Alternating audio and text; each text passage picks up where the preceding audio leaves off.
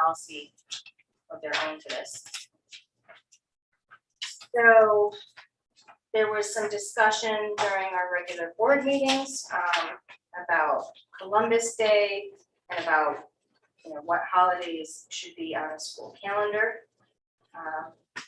So I'm not sure if I say his name correctly, but thank you, Mr. Guarnieri. Guarnieri, I think is what it is. Yeah. Because he has come several times to speak in support of having Columbus Day on our calendar. So, Jen, would you like to lead? Yes, so basically what our policy is showing is that we should be listing legal and local holidays as well as professional development days, early dismissal days, vacations, and other pertinent dates on our calendar. So when we look at our calendar, October 10th for the 22-23 school year is listed as school holiday. However, federally and at the state level, Columbus Day is recognized as a holiday. So it is a federally recognized and a state recognized holiday. Did everyone get the email where I sent about reading the Connecticut statute sections 1 to 4 as days designated as legal holidays? I sent that via that email just so you could familiarize yourself with that. Yeah, and in state statute, it is listed there as well that October has Columbus Day during the second Monday of the month. So basically, in my interpretation, our calendar is not following state statute, nor is it following our own board policies by not naming it by name, by not naming the holiday by name. They do in state statute give exemptions for holidays in January and December, where if there was a holiday during those months and it falls during a school break, you wouldn't have to provide any sort of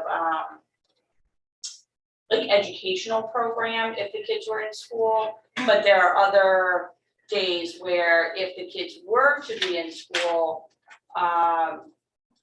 then we would just be required to hold an educational program, such as we do with like Veterans Day. The state statute, when I looked at it, there isn't a printout of that here, is there? I was just looking. I printed out my own. Oh, okay. Yeah, and I have it pulled up online. I think we're compliant because it referred to what the holidays were, but it didn't refer to them by their names. Like it said January 15th and then parentheses known as Martin Luther King Day. So it doesn't really call it that, it says what they're known as. So I think we're compliant in that regard.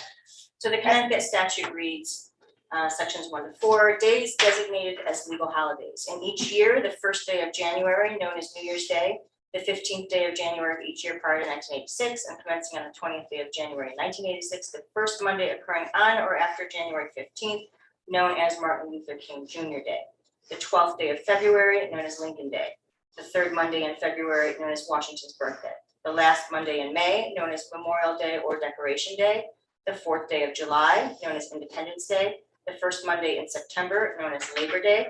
The second Monday in October, known as Columbus Day. The 11th day of November, known as Veterans Day. And the 25th day of December, known as Christmas. And any day appointed or recommended by the governor of the state or the President of the United States as a day of Thanksgiving, fasting, or religious observance shall each be a legal holiday, except that whenever any of such days which are not designated to occur on Monday occurs upon a Sunday, the Monday next following such day shall be a legal holiday, and whenever any of such days occurs upon a Saturday, the Friday immediately preceding each day shall be a legal holiday. When any such holiday, except holidays in January and December, occurs on a school day, each local and regional Board of Ed may close the public schools under its jurisdiction for such day, or hold a session of the public schools on such day, provided, if a session is held, the board shall require each school to hold a suitable non-sectarian educational program in observance of such holiday. If a holiday in January or December occurs on a school day, there shall be no session of the public schools on such day. And then if you look, paragraph following, that gives history of changes to these rules. And the only ones pertinent would be that they added the provision, Public Act 91-220 added the provision concerning the observance of President's Day by public schools. And they deleted authorization for the third Monday in February to be observed as President's Day in lieu of observing Lincoln's Day and Washington's birthday. I read that, I understand it. I'm not disputing we should have these days off or not, but I didn't read that as we must call them by these days and we must take these days off. I think it referred to them as known as, and I'm not taking a position right now about what days we should and shouldn't have off, but I did read what you just read prior to coming No, here. I was reading that mostly just for, Okay, but I didn't feel that it said that because they're known as these days, that schools were required to take them and schools were required to call them by those names. That's my understanding. Right, and I agree with your point there. However, when you look at our board policy, 6030 says, the Board of Education shall establish an official school calendar which shall show the number of school days in each month, legal and local holidays, professional development days, early dismissal days, vacation, and other pertinent dates. So this, our own board policy is saying that it shall show legal and local holidays. We do that, correct? Well- so if you guys got the copies of the past 5 or 6 years, past 5 years and then a year going forward of previous calendars, there has been some variation in how we have labeled the days, and I honestly do not think it was done in a way to change the names. I think it was sort of like either overlooked or like it just kind of went in. Usually when we are looking at the school calendar, we are more focused on number of education days, number of, where the holiday breaks are and stuff like that. So it's not necessarily on the labeling of the days, but looking back, I've noticed that, some names were flip-flop. Now we show a full 12 months on our calendar. So we have historically always had the Independence Day, 4th of July, marked on the calendar and observed, but I did notice it did get dropped off on the 22-23 calendar. And prior to the 22-23 calendar, we did have Columbus Day marked on the calendar. And in some days, it was a no school day because of professional development. For the past several years, it's been that way. Yeah, at least in this packet, the previous 5 calendars have all listed Columbus Day. Columbus Day by name. So I can see how it does stand out when there is a change of that nature. So, and according to our current policy 6030, under item 5, we say we observe Labor Day, Rosh Hashanah, Yom Kippur, Thanksgiving Day, Thursday and Friday, Martin Luther King, and we should actually correct that to Junior Day, Good Friday and Memorial Day as holidays for students. So that's what's listed in our policy, but it also says in the first paragraph that legal and local holidays should be listed. So, the way that I interpreted the Connecticut statute sections 1 to 4 was that the holidays listed by the statute and by our policy 630, that we should keep the named days in. And I did notice that in 21-22, we called it Christmas break for December 24 to 31.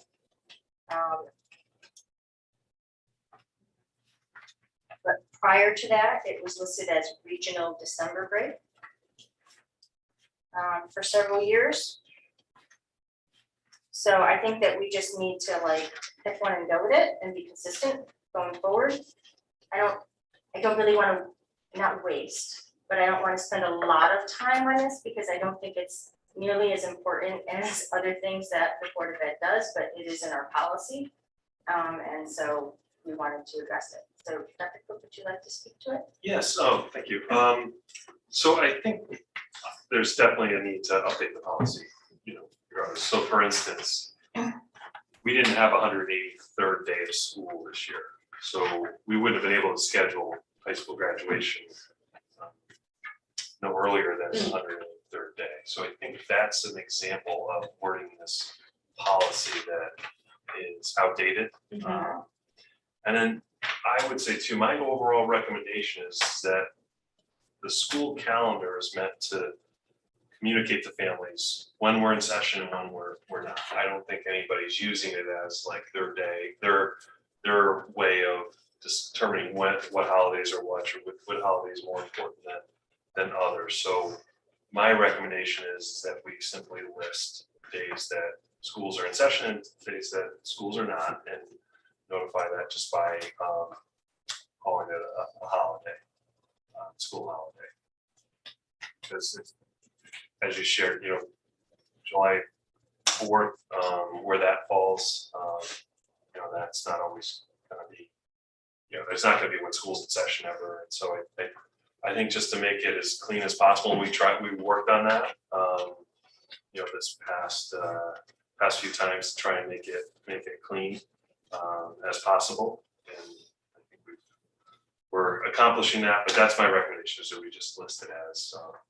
So then would you go through and list everything that way? It would not Yes. say Labor Day, it would just say no school. Right, and then Rosh Hashanah, it wouldn't say that, it would say no school. I think that makes a lot of sense, because it is inconsistent in the schedule that you sent us, the calendars for the past 5 years. And I think that's just a matter of who happened to type it up, that would be my guess. But if we just across the board decide to make it school holiday, that's not gonna happen yet. That sounds like a very easy fix and a way to make everybody happy. I don't necessarily think that's going to make everybody happy. I think, part of the benefit to listing things like Rosh Hashanah and Yom Kippur, important religious holidays that groups within our community observe. I think when you take that recognition away, it kind of diminishes the diversity that we have in our communities when we don't recognize those important holidays for those folks, but also, when I think about Veterans Day and Memorial Day, those civic holidays, I think too that there's a certain amount of respect that's conveyed throughout the community when we do recognize those days by name. So I don't think that taking away the names on the calendar is necessarily the way to go about it either. I know I have read articles specifically about a town in, I believe it was Morris, New Jersey, who the Board of Ed made the decision to remove the names from the calendar. 5 days later, approximately, they had to come back into a meeting and put all the names back on because there was such public outcry about removing the names, of all holidays from the calendar. Turn off that volume. So I don't necessarily think that taking away the names and creating a kind of vanilla calendar is the right approach either. Thank you, Jen. Isn't it just on this one document that we're talking about, or, I mean, So I had asked,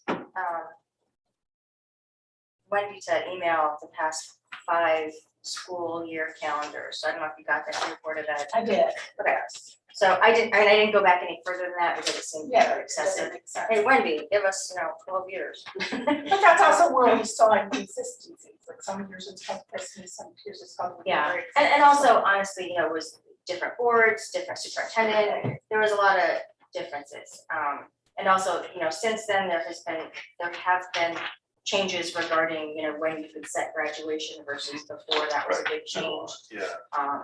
So, you know, I do think that we need to update our 60/30 school calendar to make sure that, you know, the, like, item number 6, like you pointed out, Dr. Cook, Right. that it is updated to current standards of what we are currently doing. I mean, there's not really a lot more in the actual policy. So I really wanted to address, you know, the changes in the names of the holidays, the Connecticut statute, and what we wanted to do going forward. Galen, do you have any input?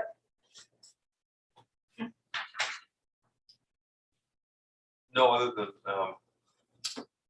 I'm generally in favor, I'm a conservative, I'm generally in favor of keeping things the way they are, but you know, we just need a thorough discussion.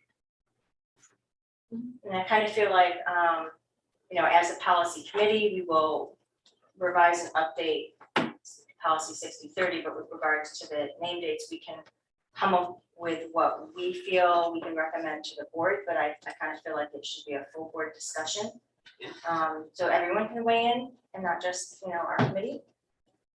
But for the record, I am not in favor of changing all of it. I like to keep in the diversity and the respect for the federal holidays and the state holidays. And I know that there's gonna be more added. I mean, we just had Juneteenth and that's not even listed yet. And I'm sure this Connecticut statute is going to change. And like every other policy, when statute changes, we will change the policy accordingly. So I'm not gonna do any preemptive changes because I'm never sure what they're gonna do. So, but with regard to what we have, I'm in favor of keeping in Columbus Day and keeping in and fixing the junior. On Martin Luther King Jr. Day. And also, personally, I think it's better to say that it is a Christmas break as instead of a regional December break. I'm keeping everything else, and that's just my personal opinion. I'm kind of like Galen, I don't really like changing, but I think sometimes it's important too.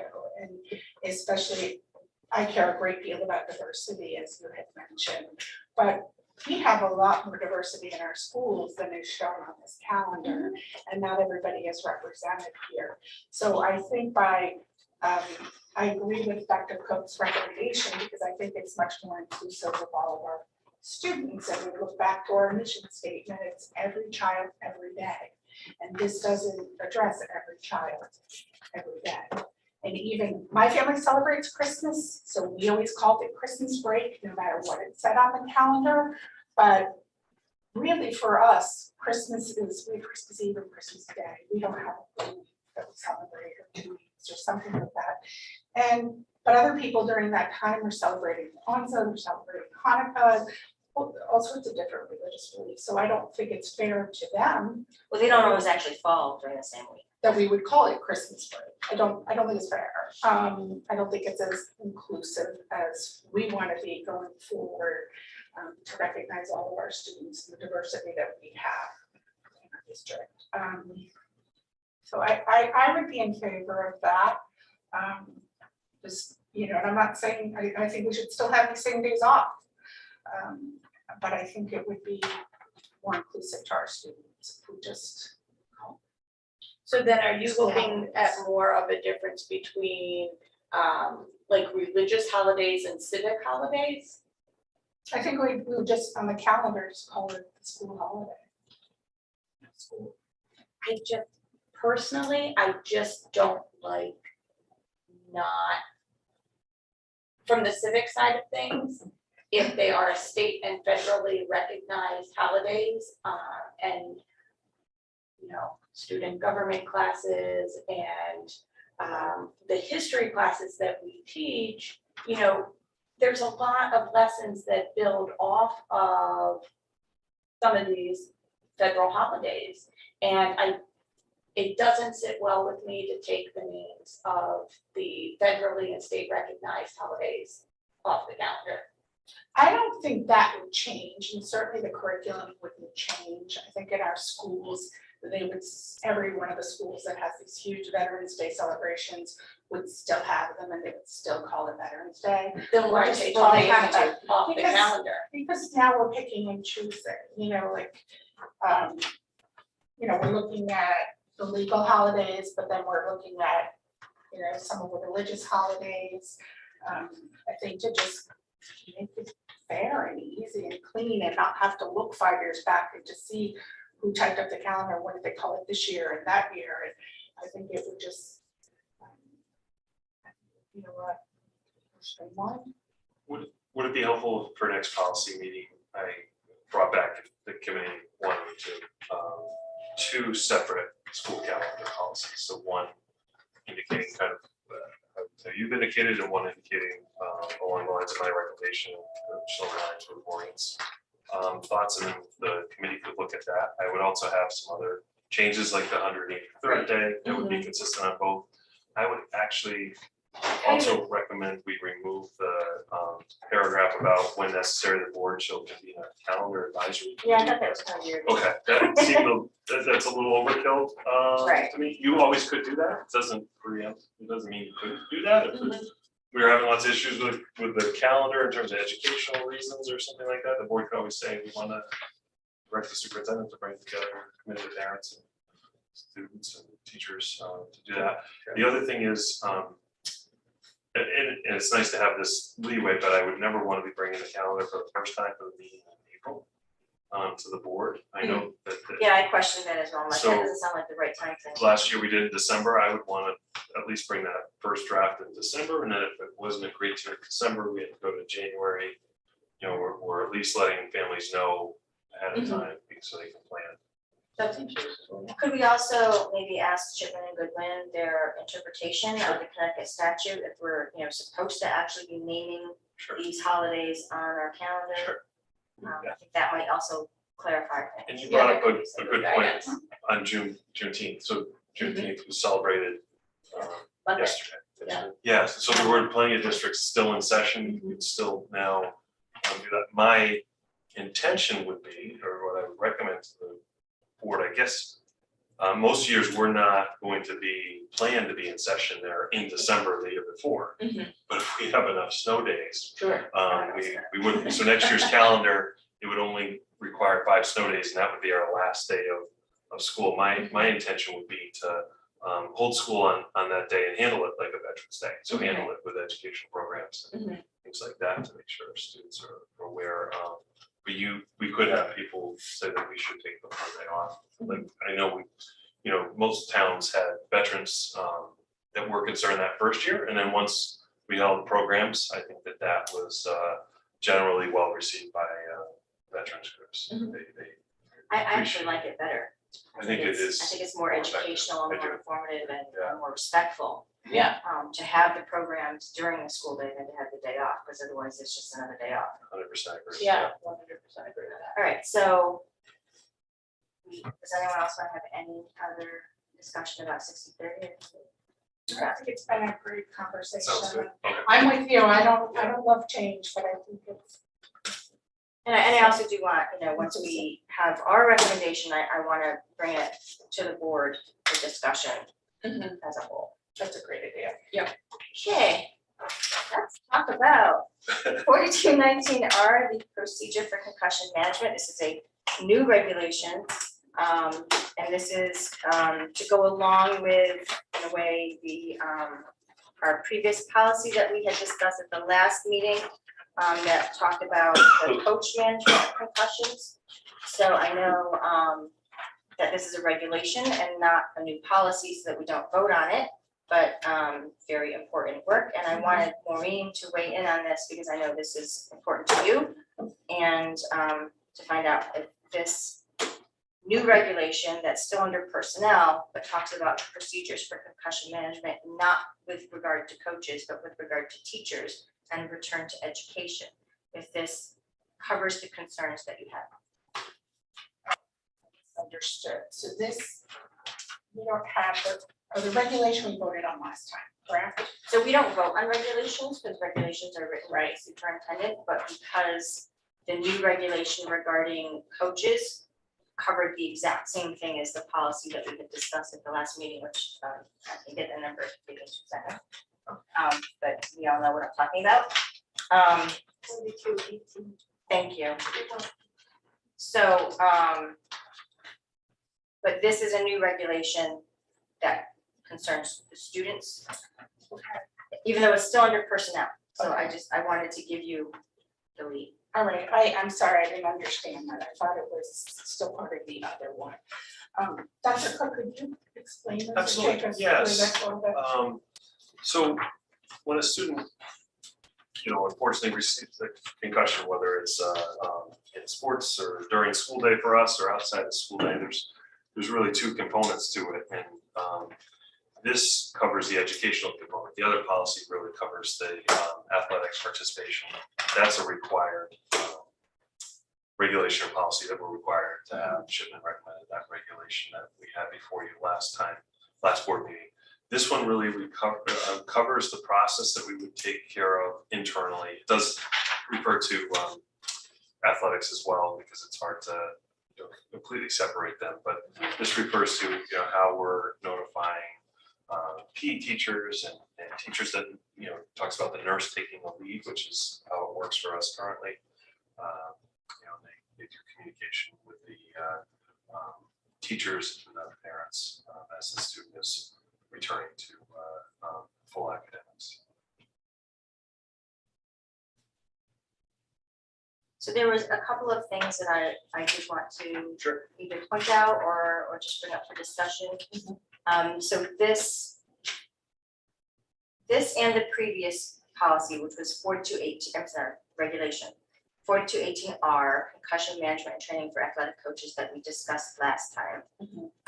And this one, 4219R, procedures for concussion management, are both under personnel.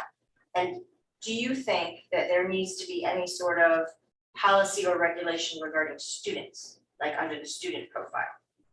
Because right now, the current policy that we have before the regular board this evening for a second read is policy 5120.2.1 head injuries, which was our current policy that we are intending to rescind because it is being replaced with the two regulatory regulations. The regulatory regulations.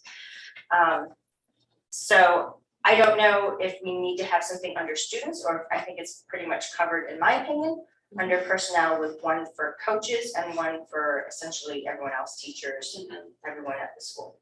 So that was my first question. It's a two-part question. And the other one is, do we have, or are we developing some sort of standard form for doctors to fill out for like return to play or return to whatever?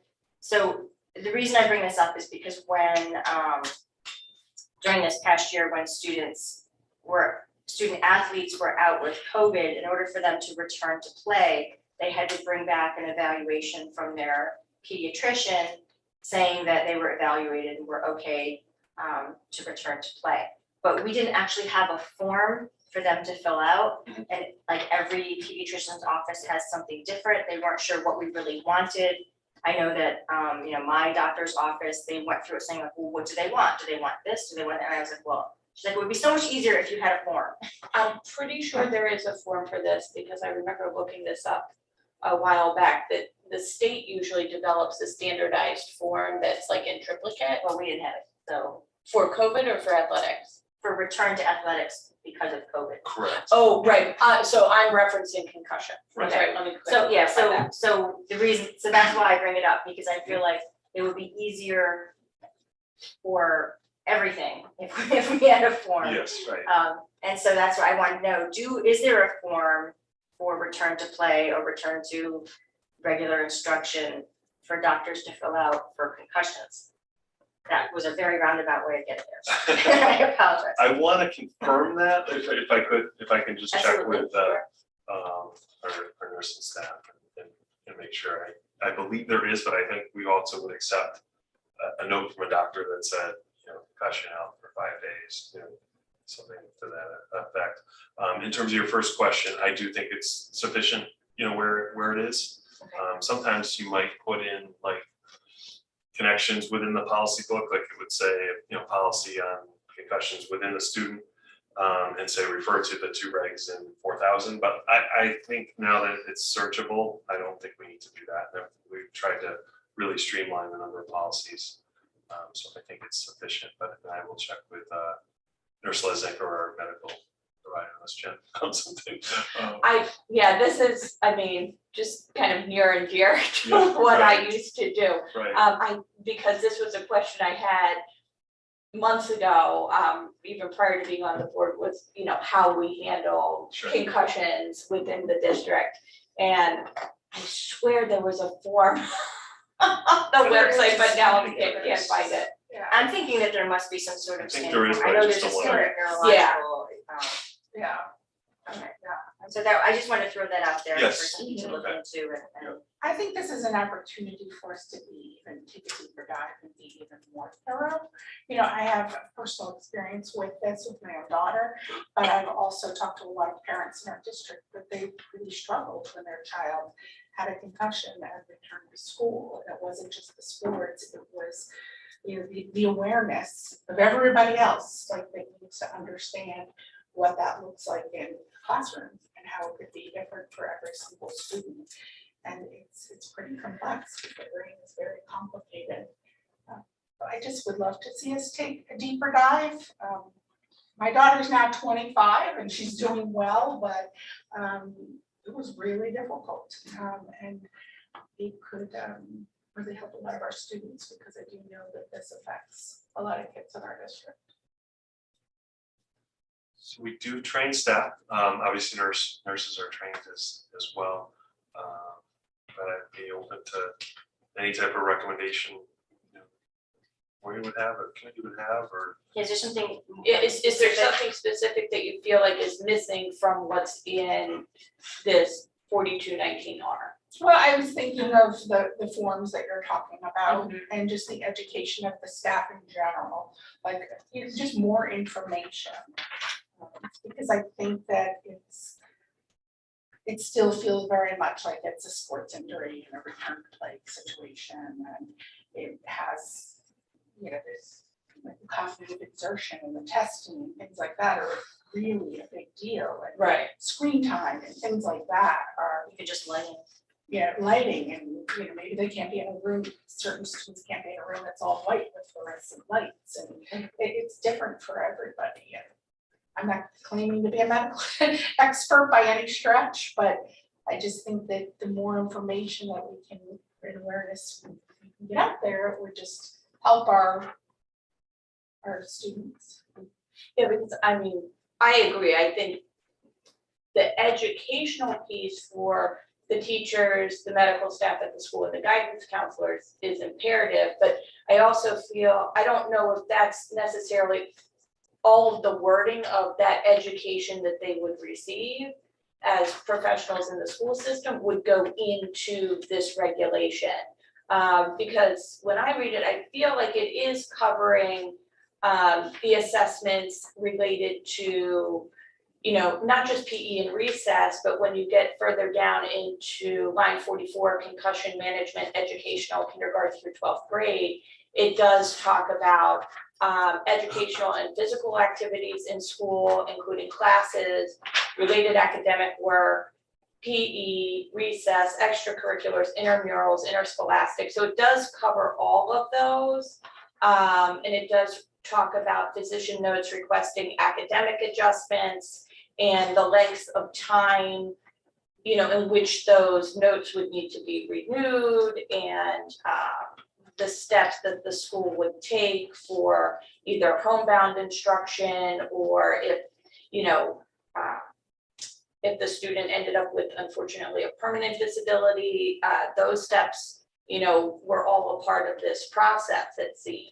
I thought it was pretty thorough, but I think what you're, or maybe I'm wrong, but what I think you're getting at is like the professional development part of it. Like, what are the teachers and staff actually being taught? Is that Yeah, I think that to make sure that they're getting the professional development yearly or however often? Yeah, Because I believe that the coaching one, it said that they had to get it. I think it's yearly, they have to. Right, It's they like receive a year. their initial training, and then like every 5 years, and then the The nurse- updates are The yearly. nurse and the athletic trainer to have with coaches Right. in August. So then I think, is your concern then that you want the educational staff to get the same sort of updates. I think that would be great, yes. Okay. So can Dr. Cook, can you? look Yeah, I into can that? detail what we do for staff. I'm not sure if it's every other year or every year. Yeah, absolutely. And you can get back to us on that. I did have a couple of questions regarding this regulation. And the first is under concussion management of medical, item number 6. So it says if the school nurse questions whether it is safe for a student to return to participation in contact activities according to the medical authorization, the school nurse will consult with the health services supervisor and school medical advisor as appropriate, and action will be taken accordingly. So my question is this then saying that the school nurse is overriding the student's doctor who is saying that they're able to return? Or is it, like, I'm not really certain what this is saying. I think it's probably similar to anything else. If the school nurse had a question, they would contact, in our case, Stephanie Lesnick. And Stephanie, if she had a question, we contact our school medical advisor. Because there are, Right, so my question is, why would they not go back to the authorizing physician? That's where I would think it would be most appropriate. we would just have Stephanie do that, not not typically the nurse at the building. Ah, I see, so Okay. you're So saying it's like that another set of review. one of before the we got nurses would then go Yes. to Stephanie, who's Correct. our coordinator. Right. Sorry, I don't know her title. Yep. And then she would take care of that, and she would talk to the authorizing Yes, physician. Okay, so that was unclear to me. so we just have some consistency. Okay, I just wanted to make sure that it was going back to the students or the patient's treating physician. Correct. Okay, That's important. Yeah. Thank you. because I don't think in any way, shape, or form should the school nurse be overriding the treating physician. And then my other question is under concussion management educational, kindergarten through 12th grade, number 4. Nope. Yes, number 4. So it says when a student requires educational adjustments beyond 3 weeks, the school nurse will advise parents of the possibility of the school district's request for an assessment by a qualified neurologist or concussion specialist. I guess I'm kind of wondering, like, wouldn't they have already done that? Like, Not necessarily, because a pediatrician can be concussion certified, so to speak, but they're not a neuropsychologist. So like typically, at least when the district I worked in, when we did it, if a student or student athlete were having prolonged symptoms, then they would need to go for further evaluation by a neuropsychologist for more in-depth testing to see if any like therapies were needed aside from just like your normal rest. okay, because I guess from my perspective, I'm thinking, my child has a concussion. That's the first place I'm going, is to a concussion specialist, but maybe not everyone does that. So Right. I guess I just didn't understand, like, well, Yeah, some people. you just skip over that part if you've already done it. Okay. And then, oh, sorry, Yeah, that's okay, I think that's, that was all the notes I had. And then I was just gonna say under concussion management medical, since we are really addressing more of a student situation in this particular model as opposed to a student athlete situation, I would say that in line 17, where it says if the trauma occurs after regular school hours, the coach or athletic trainer or parent guardian will notify the school nurse about the injury as soon thereafter as possible, just so that we make sure it's abundantly clear that, the families should take that step as well. I don't know if you can actually add that into the regulation, because this is under personnel and not under community. Okay. So we're sort of regulating what our staff does. So we want to make sure that our staff is notifying the school nurse. Am I incorrect in that? Or That's. I see what Yeah. both, I wonder if a sentence like parents are encouraged to notify the school nurse as well, like, I think this strongly is, encouraged? like, I'm Right. feeling like the coach or athletic trainer better, Yeah, they really have The to. next day. Yeah, and that's what we govern the most, but if a parent Like, forgets we to can't do it, govern that's parents. correct, Right. But from we a can policy, strongly suggest. Yeah. and, because I would Yeah. have, Okay. certainly feel better knowing both parties are gonna notify the nurse. Mhm. Um, Can you tell me what number that was, I'm sorry? oh, so that Number one line, Yeah, concussion management, Oh, I see, medical, the line last 17, line. yeah. does that sound acceptable, like So paragraph? something like, so like Madison Public Schools strongly urges parents to notify the school nurse of Of head injuries, sustained outside of school hours. something like that. And you can put her magical spin on that and make it sound good. Because right now my mind is kind of. Thank you, Wendy. You're. Need a coffee. so.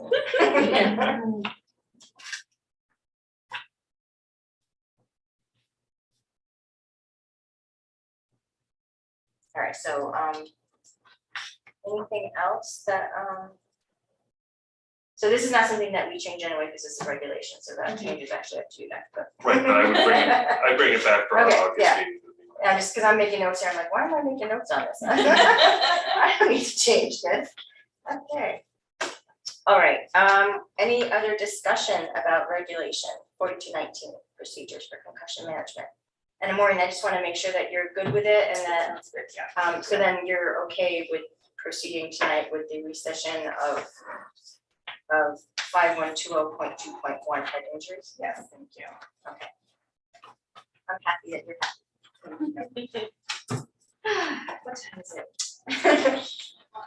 Okay. All right, so we have not made much progress. So,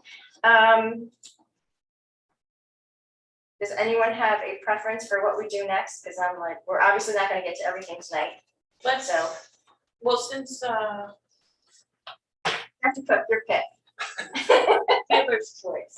Dealer's choice. Oh, I can pick Yes. Okay, please. oh, yeah, That would Wendy, be- you yes. administering medication. Ah, see, that's the last one I wanna do. Oh, right. I know, but Yeah, but we have till November on that. But of all of them, that's probably the most timely in terms of, right? Ah, Okay. yeah, get my ire on this I one. think so, sorry. All right, Wendy's keeping us on track. Is that your pick, Dr. Coe? Yes, I never disagree with that. See, I should have just. Oh, yeah. sure, I was gonna pick that last. All right, only in so public. I gotta tell you, I'm not happy with this one. So this is policy number 5120.3.3, administration of student medications in the schools, formerly known as administering medication. And the very first thing, which is not the point of this, I know the point of bringing this back had to do with the ability of our nurses that they are now trained to give naloxone or Narcan. However, paragraph 2 under definitions, authorized prescriber, this just got my goat. Authorized prescriber means a physician, dentist, optometrist, advanced practice registered nurse, or physician assistant, and for interscholastic and intramural athletic events, only a podiatrist. I knew that was. You knew it was coming. Why would you care about that? So I think that it is not the job of a Board of Ed to determine who can prescribe something. That falls under the state of Connecticut. They have tons of different boards for different professions, and they are licensing boards, and they tell the physicians and the doctors and the nurses of who can prescribe, and that is their regulation. They give them licenses. So as far as I'm concerned, if you are licensed in the state of Connecticut to write a prescription for a student, then it is the board and their school district's job to do as they are told. I don't care who wrote it. So that is my beef with that. Yeah, I mean, I don't disagree with that. There, are big bodies governing very, very stringently those things throughout the state with the medical community. Not to mention, it's not only going to be people that are participating in athletics that would go to see a podiatrist. Yeah, I'm fine with questioning Shipman why that's there. It's in the current policy. right now. Yes, it is. It's in the current But, policy. I think it was not, I don't know that they didn't look at it, but it Right. was not changed. Mhm. But it clearly needs to be changed. Okay, In my opinion, like that's not following good practice. And it's also not up to us to determine who is legally allowed to prescribe. I mean, honestly, that falls on the pharmacy when they receive a prescription, which, you know, Right. these days, everything is electronic. So yeah, anyway, I'm so, fine with, That's So a that good needs point. to be Thank you, changed. Diane. we'll share that answer with the committee. And we'll go back to Shipman and ask Yeah. that. And we'll have If them they- review that. if they, depending on the answer, I think we may just have something specific for medicine that you know, reflects what. I think, you know, just authorized prescriber is someone who is authorized by the state of Connecticut by their licensing board to prescribe, and then we follow their direction. Mhm. There's a lot of definitions here, There were a lot of, right? I was wondering when I was gonna get to the actual policy. I know, and I was like, oh my god.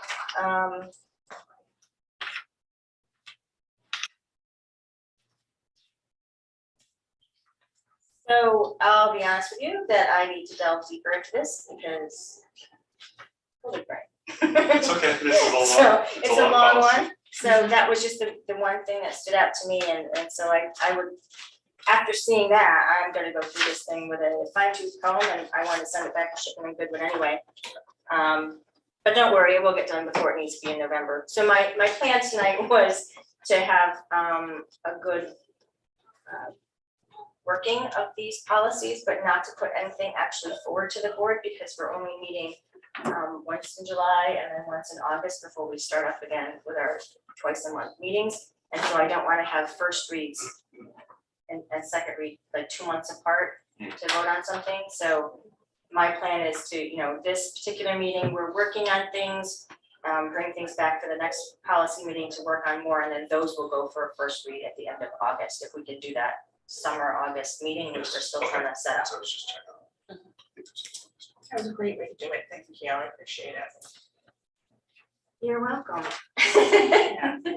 Hurry up to that. So I think we're running out of time, 7:18, let's get one more in to discuss. All right, Jen, your pick.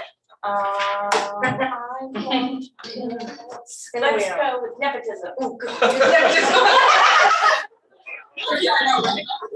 You should have heard of, woo. Oh, yeah, like a little. And nepotism. All right, so we're, sorry, getting punchy here. Policy number 4112.8 nepotism, and this is the second go around for this one.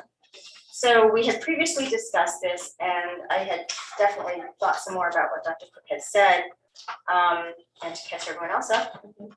So we were discussing how strict the wording was for the revised policy for nepotism, with regards to, you know, relatives being hired by the district, and the point was brought up that this is a small town, and I'll just throw this as an example, like, you know, what if, you know, Mr. Salutary's, you know, cousin, like, was a teacher of Mandarin, and we needed a Mandarin teacher. I mean, how many Mandarin teachers are there out there? But according to this, we could definitely not ever hire them because it would be a relative of him and he would be in a supervisory position.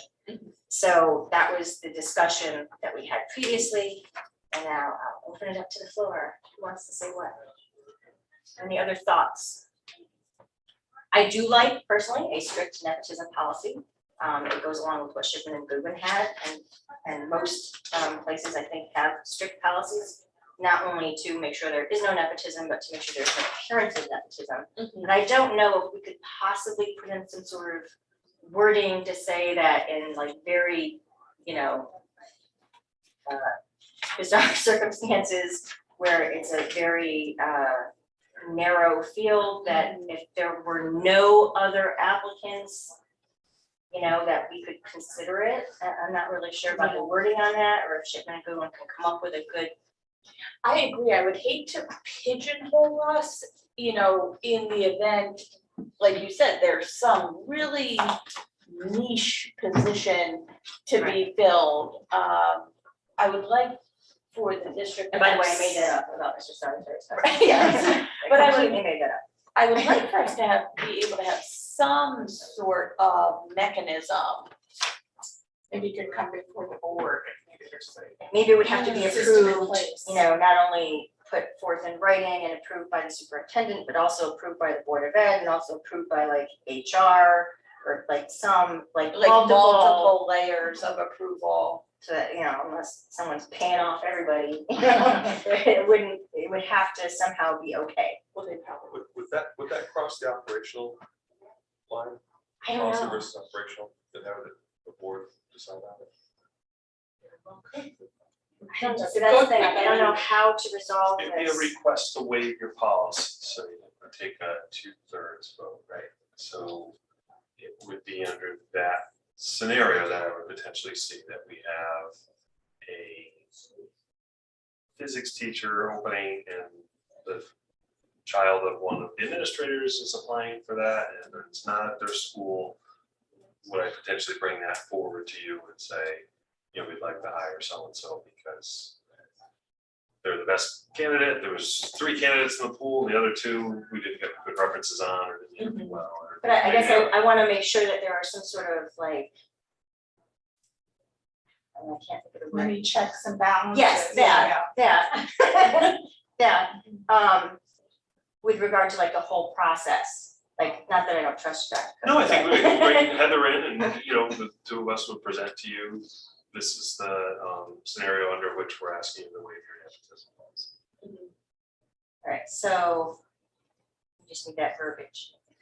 Yeah, I think, again, I think that's something, to Galen's point too, I think it would be important to go back to Shipman and ask them that question, and then, let's say the board said no, I wouldn't wanna put the board in a position that now you're opening yourself up to a lawsuit, let's say. True. Let's say you waived it for principal of the one school because we like him or her, and then it came up again, or, Oh, I see. you know, or we waived it for, you know, knowing that's in there, then what if it was a board member's spouse? So, I mean, I did remember reading in here, there is, there was a paragraph or a phrase that said,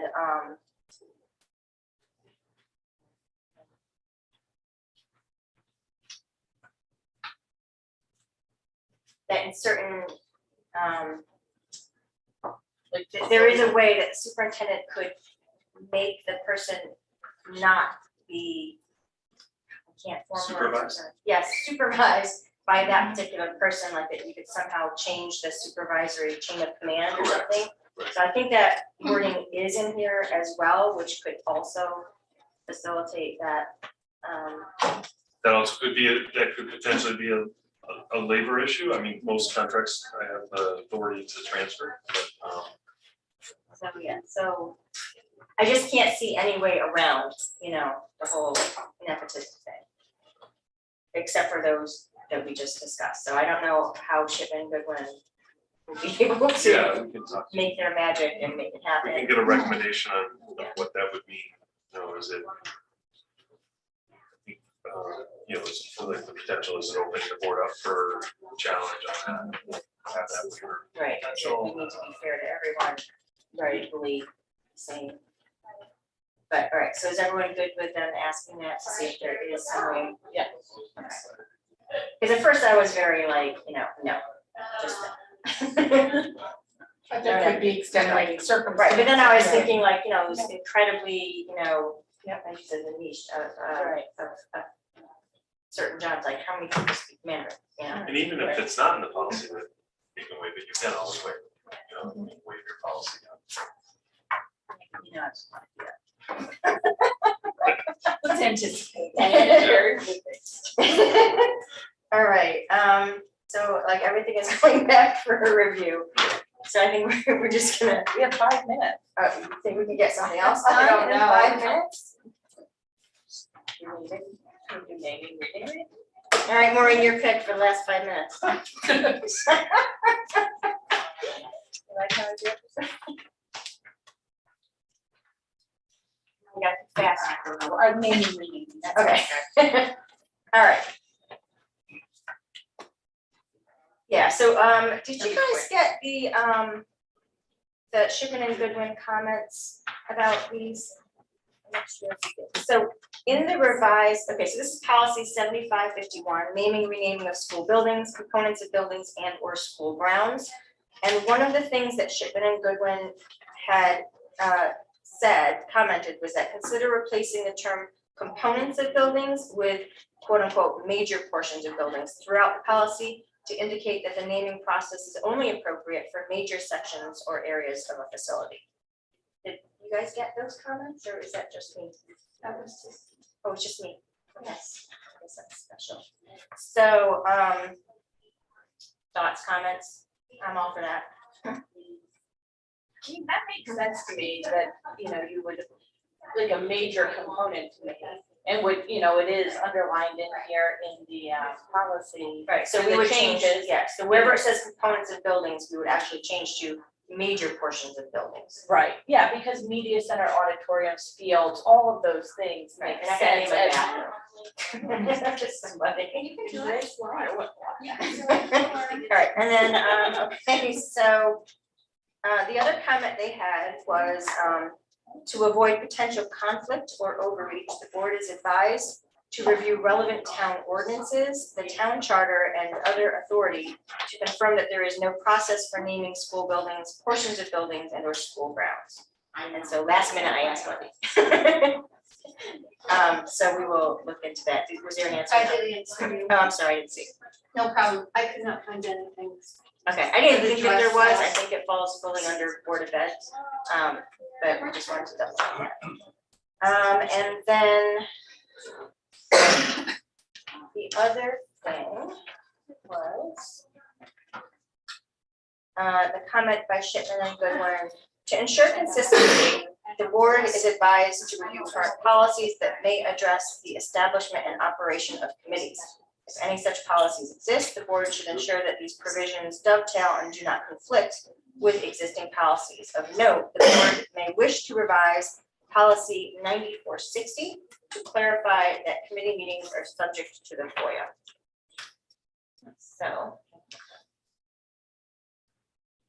So policy 9460 is called advisory committees, and our current policy was adopted in 1995. So it's kind of old. And it reads, the establishment and functioning of citizens advisory committees will be subject to the following requirements. And then it, you know, goes through what the requirements are for that type of committee. The board will create the committee and issue its assignment. All committees will be temporary, blah, blah, blah. So, so we should review that policy. So that's on the agenda. Keep that on for August. Yeah. And I think, so then the last bit was, they commented in the end of this. So on the last page, mine doesn't have line numbers, I don't think yours does either. No. It says, crossed out, so it starts with similarly, the board will consider renaming a school building, and then we're gonna change component of the building to major, whatever, the building, major portions of buildings. Or school grounds, only after determining that the current name is no longer appropriate, as indicated by, that's all crossed out. And then this is crossed out, but it's not supposed to be. It should still say a minimum of 7 affirmative votes of the membership of the Board of Ed. So then Shipman and Goodwin's comment, so I don't know why that was crossed out, but it should be, so just keep that in. Shipman and Goodwin's comment was, another option for consideration is a 2/3 affirmative vote. So that's something else to mull over. So I will get these comments to you and we can revise that as well. And with regards to the rest of the policy, does anyone have any comments or notations before we wrap up? I think we just wanted to get this in front of the board. It was obviously Yep. outdated and there may be, there's a pending need. Because I do know that, when we were first discussing whether or not the referendum was gonna pass on social media, there was some discussion by the public about what is it gonna be named, what are they gonna do with you know, the name of Ryerson, what are they gonna do with the name for Jeffrey? You know, who gets the name, who decides the name, where there was a lot of talk about it. So, we just wanted to go through and we're gonna look at this again, and I'll give you those notes and we can discuss it again at the next meeting. And I think we're gonna wrap up. So we will have to, poor 11:50, just keeps getting shut down, but we will add that to the agenda for the next time. So, we just need a motion to adjourn. So moved. Second, all in favor? All right, 7:31, we're adjourned. Thank you, everyone.